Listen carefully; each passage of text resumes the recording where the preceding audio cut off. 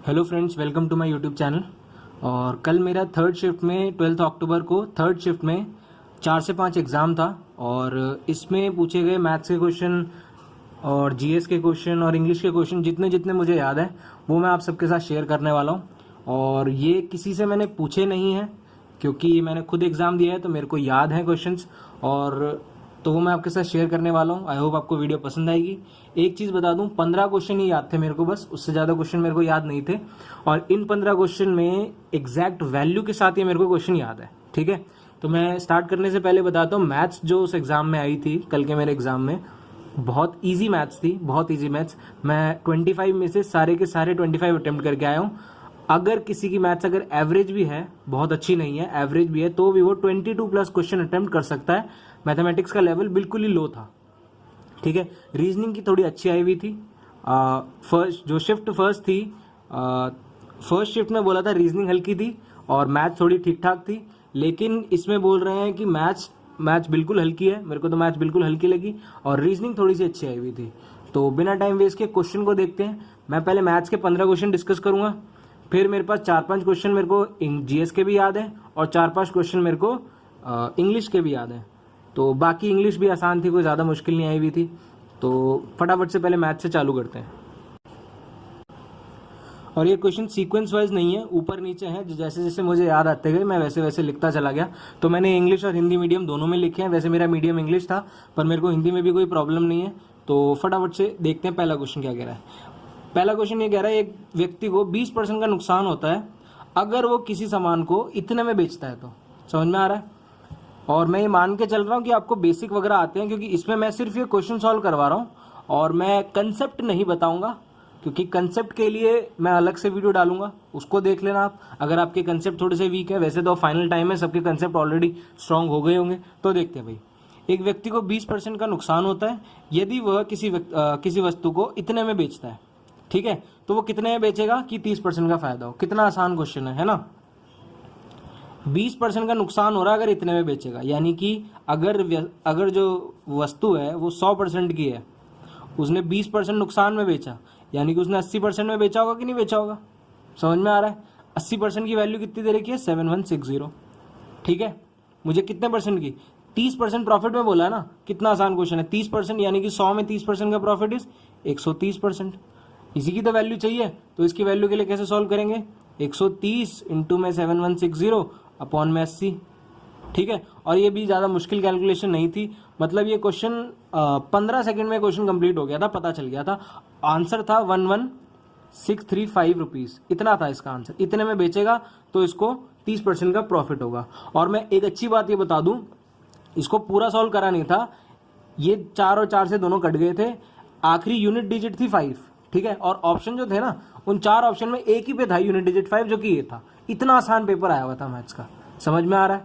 I hope आपको ये वाला क्वेश्चन समझ में आ गया होगा। अब चलते हैं अगले क्वेश्चन की तरफ को। अगला क्वेश्चन क्या कह रहा है, देखो अगला क्वेश्चन ये था ट्रिगो से।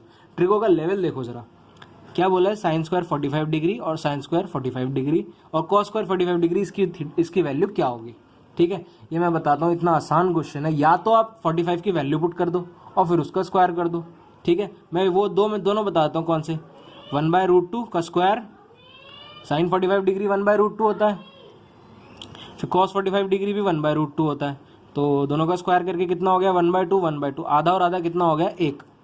ठीक है, पर मैंने इस मेथड से नहीं किया, मैंने तो डायरेक्ट कर दिया था कि sine square theta plus cos square theta, identity होती है ना, sine square theta plus cos square theta is equal to 1। तो आंसर ऐसे निकाल लो 1, आंसर ऐसे निकाल लो चाहे ऐसे निकाल लो, आपकी मर्जी। समझ में आ गया। तो दोनों क्वेश्चन देखे कितने आसान थे। पहले 2 क्वेश्चन तो क्लियर हो गए। पहला था 20% का नुकसान वाला, ये वाला, और दूसरा था ये वाला। समझ में आ गया। और ये जो दोनों क्वेश्चन है एग्जैक्ट यही डिजिट थी, ये मेरे को याद है। क्लियर हो गया। अब हम चलते हैं अगले क्वेश्चन पर। उसके बाद एक क्वेश्चन ये अलजेब्रा से आया हुआ है। ये भी बहुत अच्छा क्वेश्चन नहीं था, ये भी फट्टू सही क्वेश्चन था कि x स्क्वायर प्लस 1/x² की वैल्यू इतनी दे रखी है और मेरे को x माइनस 1/x की वैल्यू निकाल ली। भाई ये तो बहुत आसान है ना, x स्क्वायर प्लस 1/x² की वैल्यू चाहिए। मैं इसको ऐसे लिख सकता हूँ, x माइनस 1/x का होल स्क्वायर, और इसमें से अगर मैं माइनस कर देता हूँ, 2 माइनस कर देता हूँ, 36 हो जाएगा। 36 6 का स्क्वायर होता है, कट गया। x माइनस 1/x की डायरेक्ट वैल्यू आ गई कितनी, 6। पता चल गया कितना आसान क्वेश्चन था। ठीक है, आई होप समझ में आ गया होगा। ये कंसेप्ट है, ये नहीं आता तो मैं वीडियो बनाऊंगा उस पर, पूरे अलजेब्रा पे, मैथ्स के एक एक टॉपिक आपको मेरे चैनल पे मिल जाएंगे, तो सब्सक्राइब कर लेना अगर वीडियो पसंद आएगी तो। ठीक है, अब चलते हैं अगले क्वेश्चन पे। देखो भाई अगला क्वेश्चन जस्ट इसके नीचे लिखा है, ये भी ट्रिग्नोमेट्री का ही क्वेश्चन आ रखा है। ठीक है, पहला ट्रिक होगा तो आसान ही था, मैं कहता हूँ ये वाला भी आसान ही है, बस हल्की सी ट्रिक लगानी थी और 15 सेकंड में ये क्वेश्चन भी हो जाएगा। 15 में ज़्यादा बोल रहा हूँ, 10 सेकंड में हो जाएगा। एक बार समझा देता हूँ क्या होता है। tan theta is equal to 21/20, ये दे रखा है। tan थीटा का फॉर्मूला क्या होता है, p/b। ठीक है, अब ये पाइथागोरस ट्रिपलेट है कि नहीं है। अगर 20, 21 p और b है तो वो क्या होता है, h 29 होता है भाई, ये हमको पता है। अब क्या करना है, साइन थीटा की कॉस थीटा की वैल्यू निकालने की जरूरत नहीं है। जैसे हमको इसकी वैल्यू चाहिए ना, sine theta minus cos theta upon में sine theta plus cos theta. ठीक है, साइन थीटा होता है p/h, कॉस थीटा होता है b/h। वो मत करना, एक सीधी सी वैल्यू करना कि अगर आपको ये पाइथागोरस ट्रिपलेट भी नहीं निकालना ना, मैं उसका भी तोड़ बताता हूँ। इस पूरे को और इस पूरे को कॉस से डिवाइड कर दो। ठीक है, इस पूरे को और इस पूरे को कॉस से डिवाइड कर दो। मैंने तो यही मेथड लगाया। कॉस से अगर डिवाइड करेंगे तो ये वाला हो जाएगा tan थीटा -1 और नीचे वाला हो जाएगा tan थीटा +1। मैं आई होप आपको ये स्टेप समझ में आ गया होगा। कॉस थीटा से इसको डिवाइड कर दोगे तो tan थीटा की वैल्यू कितनी आएगी, 21/20 पुट कर दो। 21/20 -1, नीचे कितना हो गया, 21/20 +1। तो अगर आपको यहाँ पे पाइथागोरस नहीं भी याद है तो भी हो सकता है। तो पूरी वैल्यू कितनी हो जाएगी, जब हम इसको सॉल्व करेंगे तो आंसर आ जाएगा 1/41। ये एलसीएम लेना है, ये तो आपको आता होगा। ठीक है, तो ये वाला क्वेश्चन भी समझ में आ गया होगा। अब चलते हैं अगले क्वेश्चन पे। देखो भाई अगला क्वेश्चन क्या कह रहा है कि एरिया ऑफ अ ट्राइंगल निकालना है हमको, जिसकी साइड है 11, 12 और 13। त्रिभुज का क्षेत्रफल जिसकी 11, 12 और 13 साइड है। अब ये देखो तीनों ट्रिपलेट तो बन नहीं रहे। ट्रिपलेट बन रहे होते तो half into base into height लग जाता, तो इसमें तो हेरोन्स फार्मूला ही लगेगा। ठीक है, और हेरोन्स फार्मूला पता ही होगा आप सभी को। हेरोन्स फार्मूला में एक बार छोटा सा यहाँ पे लिख देता हूँ, बाकी ये बहुत बड़ा होता है, इतना बड़ा लिखते नहीं है, हम डायरेक्ट सॉल्व करते हैं। हेरोन्स फार्मूला क्या होता है, अगर ये एक ट्राइंगल है, इसकी ये साइड ए है, बी है और सी है। ठीक है, तो हेरोन्स फार्मूला के लिए सबसे पहले एस निकालते हैं। एस क्या होता है, सेमी पेरीमीटर, मतलब a + b + c अपॉन में 2, यानी कि तीनों साइड कितनी, 11, 12 और 13 कर दो। 11 + 12 + 13 अपॉन में 2। तो इन तीनों को प्लस करके कितना आ रहा है, करो, ये प्लस करके 36/2 कितना आ गया, 18। समझ में आ गया, इसको करके प्लस करके कितना आ रहा है, 36 को 2 से भाग कर दिया, कितना आ गया, 18। अब हेरोन्स फार्मूला क्या होता है, मैं यहाँ पे लिख रहा हूँ, एरिया ऑफ ट्राइंगल। ए का मतलब ना एरिया है, ठीक है, ध्यान रखना। ए का मतलब area, √of s - a s - b और s - c। ठीक है, ये पूरा √ में होता है, समझ में आ गया होगा। ठीक है, अब √, अब जहाँ जहाँ s लिखा है वहाँ 18 पुट कर देंगे, क्योंकि s की वैल्यू 18 आई है और a b c की वैल्यू हमको पता है 11, 12, 13, तो 18 इंटू में 18 माइनस a कितना है, 11, फिर 18 माइनस 12, फिर 18 माइनस 13। ठीक है, फिर √, 18 में से 11 के कितने बचे, 7 इंटू 6 इंटू 5। क्लियर हो गया। अब देखो भाई, अब जो बचेगा उसको अंदर छोड़ देना, जो रह जाएगा। अब देखो मैं इसको ऐसे लिख सकता हूँ, 9 इंटू 2, 18 को 7, और 6 को कैसे लिख सकता हूँ, 2 इंटू 3 इंटू में 5।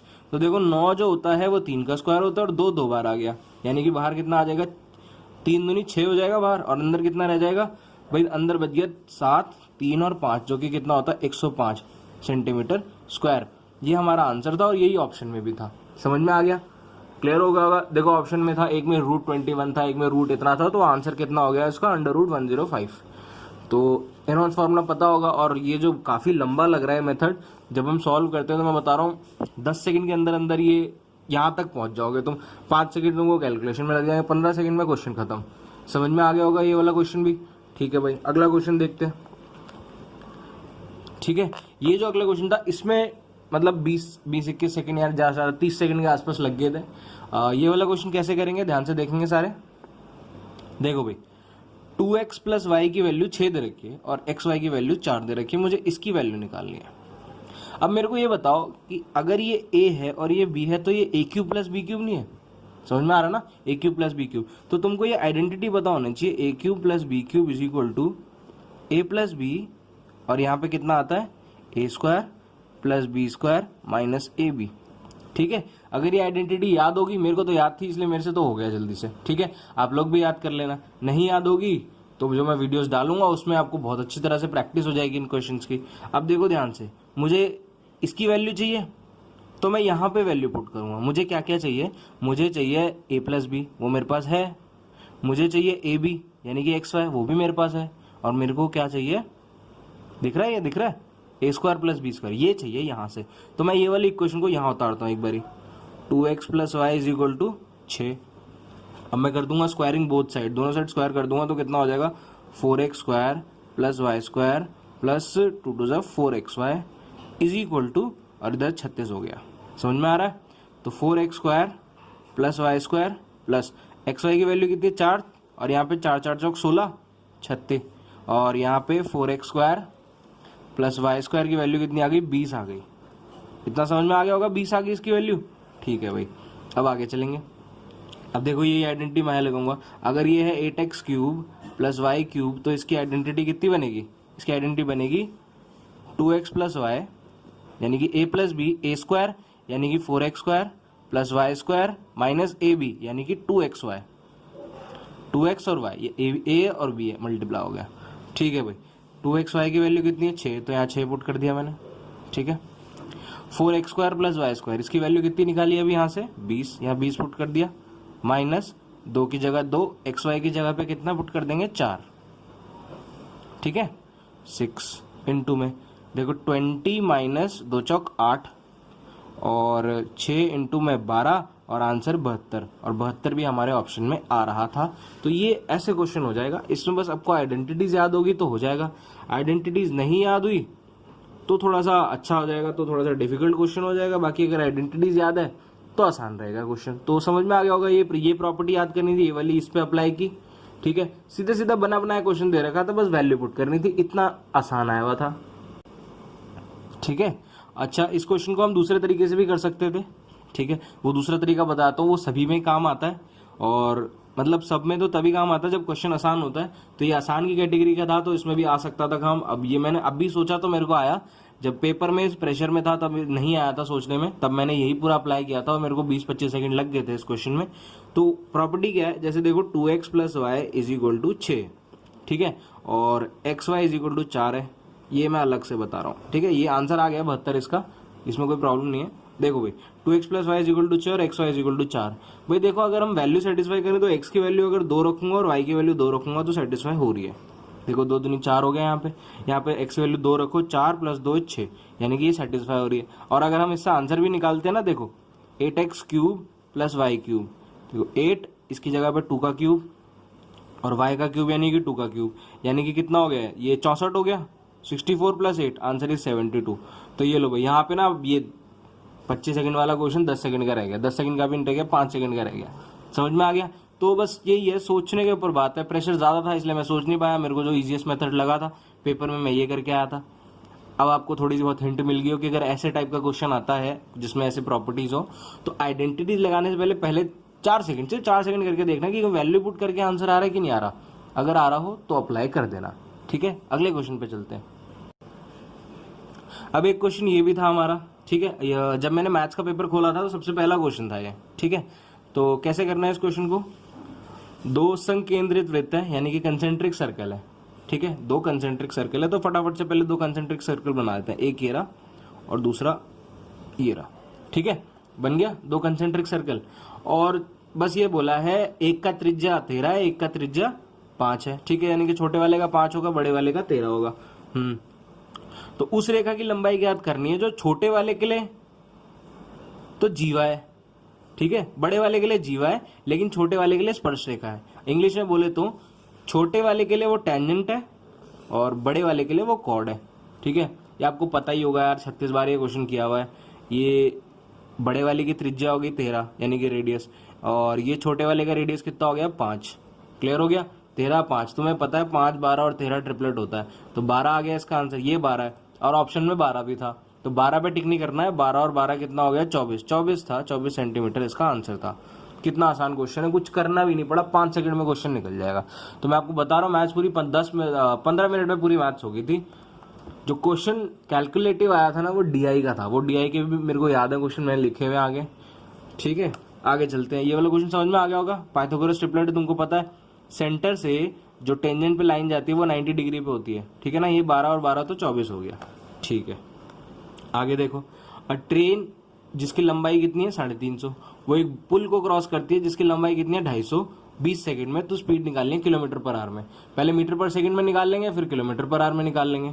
ठीक है, अब फॉर्मूला क्या होता है, speed is equal to distance upon में टाइम। अच्छा ठीक है भाई, ध्यान से देखो, अगर ये ट्रेन है ऐसे करके और ये पूरा ब्रिज है और ट्रेन की लंबाई इतनी है, तो ट्रेन अगर इसको पार कर रही है, मतलब ट्रेन ज़्यादा लंबी है, ट्रेन अगर इसको पार कर रही है तो लंबाई तो दोनों की पार करनी पड़ेगी। तो टोटल लंबाई कितनी चलेगी ट्रेन, 350 मीटर और 250 मीटर। अपनी लंबाई और ब्रिज की लंबाई और टाइम कितना ले रहा है 20 सेकेंड, तो 600/20 है कि नहीं। तो आंसर कितना आ गया ये 30 मीटर पर सेकेंड। ठीक है, अब हमको किस में चाहिए, किलोमीटर पर आवर में। मुझे पता है कि 1 किलोमीटर पर आवर में 5/18 मीटर पर सेकेंड होते हैं। तो अब इसको मेरे को 18/5 से करना, 18/5 होते हैं, सॉरी 18/5। तो मेरे को इसको 18/5 से करना पड़ेगा। 5 से कट गया कितने पे, 6 पे। आंसर कितना आ गया इसका 108 किलोमीटर पर आवर, बस। और ये ऑप्शन में था। इतना आसान क्वेश्चन, समझ में आ गया होगा भाई। कुछ मतलब ऐसे क्वेश्चन है कि मुझे 2 बार सोचने की भी जरूरत नहीं पड़ रही है। और अगर आप लोग भी करोगे, अगर आपकी मैथ्स ठीक ठाक ही है, तो 2 बार सोचने की जरूरत नहीं पड़ेगी क्वेश्चन में। 1 बार सोचोगे और सही रास्ते पे पहुंच जाओगे अगर प्रैक्टिस होगी तो। ठीक है, अब चलते हैं अगले क्वेश्चन पे। ठीक है भाई, अब ये देखो question, calculate the amount on 8400। ये प्रिंसिपल दे रखा है। ठीक है, जो ये वो राशि है जो हमने उधार पे ली है किसी से, 8% के रेट पे 8 साल के लिए क्या हमको वो मिलेगा क्या बोलते हैं, इंटरेस्ट निकालना है। कैलकुलेट द अमाउंट, मतलब अमाउंट कितनी मिल जाएगी, टोटल मूलधन कितना हो जाएगा जब उस पर इतने का ऐसा ही लगेगा। ये अमाउंट लिखा हुआ है, मैं बताता हूँ, सिंपल इंटरेस्ट था पेपर में। ठीक है ना, सिंपल इंटरेस्ट, इसमें लिखा नहीं है, सिंपल इंटरेस्ट था। हिंदी वालों के लिए, बच्चों के लिए ये भी लिखा हुआ है कि यदि किसी राशि को 8 वर्ष के लिए 8% का साधारण ब्याज लगे, हिंदी में लिखा हुआ है। ठीक है, साधारण ब्याज लगे तो कितना मूलधन प्राप्त होगा इसके ऊपर। तो ये भी यार इतना बकवास क्वेश्चन। ठीक है, देखो भाई 8% है। ठीक है, कितने साल के लिए लग रहा है, 8 साल के लिए लग रहा है। तो टोटल कितना 64% लग जाएगा। 1 साल में 8%, 8 साल में 64%। ठीक है, और अमाउंट कितनी होती है 100, अमाउंट तो 100 ही होती है। तो सॉरी, प्रिंसिपल जो हमने उधार लिया है वो 100 होता है। अब 164% का उस पर ब्याज लग गया, यानी कि कितना 64% का उस पर ब्याज लग गया। तो मूलधन टोटल कितना हो जाएगा 8 साल बाद, 164% हो जाएगा कि नहीं हो जाएगा। देखो भाई 100% की वैल्यू जो है 8400 है। ठीक है, मुझे 164% की निकाल, 1% की कितनी हो जाएगी 84, और 164 × 84, इसको मल्टीप्लाई कर लेना, हमारा आंसर आ जाएगा। इतना आसान आया हुआ था। ठीक है, क्योंकि यार कंपाउंड इंटरेस्ट होता तो 2 बार सोचते भी है, तो साधारण ब्याज था, इसमें तो सोचने की जरूरत नहीं होती। ठीक है, तो ये सब अगर अब ट्रिक आपको सीखनी है तो चैनल को सब्सक्राइब कर लेना अगर वीडियो पसंद आ रही है तो, क्योंकि ये सारी ट्रिक्स आपको, ट्रिक्स हो गया, मैथमेटिक्स के जो बेसिक कंसेप्ट हो गए, वो इस चैनल पे मैं बहुत आसानी से सब कुछ मिल जाएगा और बहुत ही साधारण तरीके से पढ़ाऊंगा। तो चैनल को सब्सक्राइब कर लेना। ठीक है, अब आगे देखें अगला क्वेश्चन। देखो भाई ये हमारा अगला क्वेश्चन, कितना आसान क्वेश्चन है। एक आयत है। ठीक है, आयत है जिसका परिमाप और चौड़ाई, एक रेक्टेंगल है जिसकी पेरीमीटर और ब्रेड दे रखी है और इतनी, और हमको लेंथ निकालनी है। भाई ऐसे क्वेश्चन भी आ रहे हैं और इतने आसान क्वेश्चन है, बताओ। तो देखो भाई पेरीमीटर कितना दे रखा है पूरे चारों का, फॉर्मूला क्या होता है, perimeter is equal to 2 multiply length plus breadth, यही होता है। पेरीमीटर कितना है 70 पुट कर दो पेरीमीटर की जगह पे, 20 × L निकालना, लंबाई निकालनी ना, चौड़ाई कितनी दे रखी है 20, सॉरी 2 है 2। ठीक है, 2 से कट गया 35 पे, 20 इधर माइनस में आएगा, तो मेरी लंबाई कितनी आ जाएगी 15 सेंटीमीटर। भाई ये था क्वेश्चन, ये टाइम लगेगा इसमें, खुद सोच लो यार जरा। और ये क्वेश्चन एक जो है ना, ये मेरे मैथ्स के तीसरी शिफ्ट में 4 से 5 वाला जो टाइम था उसमें आया हुआ था, तो ये आसान था। ठीक है, और ऐसा बोलते भी हैं कि पहली शिफ्ट में जो आता है वो पेपर आसान आता है, उसके बाद से जैसे जैसे शिफ्ट बदलती है वैसे वैसे एग्ज़ाम जो है टफ आने लग जाता है। तो देख लो यार, अब तुम्हारा भी ऐसी टफ आएगा, ठीक है। और अगर तुम्हारा एग्जाम अभी तक हो गया है तो बहुत अच्छी बात है, नहीं हुआ है तो तैयारी कर लो। इसी से रिलेटेड क्वेश्चन आएंगे। टफ क्या हो जाएगा, ज़्यादा से ज़्यादा ये कंपाउंड इंटरेस्ट पे दे देंगे और इसमें एरिया दे देंगे, तब पूछ लेंगे लेंथ। तो ऐसा ही है, ज़्यादा कुछ नहीं है, ठीक है। वीडियो को इतना ही रखते हैं, और अगर वीडियो पसंद आई तो वीडियो को लाइक कर देना। चैनल को सही लगा हो तुमको चैनल, तो चैनल को सब्सक्राइब भी कर लेना, थोड़ी बहुत भी मदद मिली हो तो, ठीक है। अच्छा, अगली वीडियो में मैं आगे के क्वेश्चंस लेके आऊँगा जिसमें जीएस और इंग्लिश के डिस्कस होंगे, तो वो भी तुमको अगले ही टॉपिक में मिल जाएगी, ठीक है। तो तब तक के लिए बाय।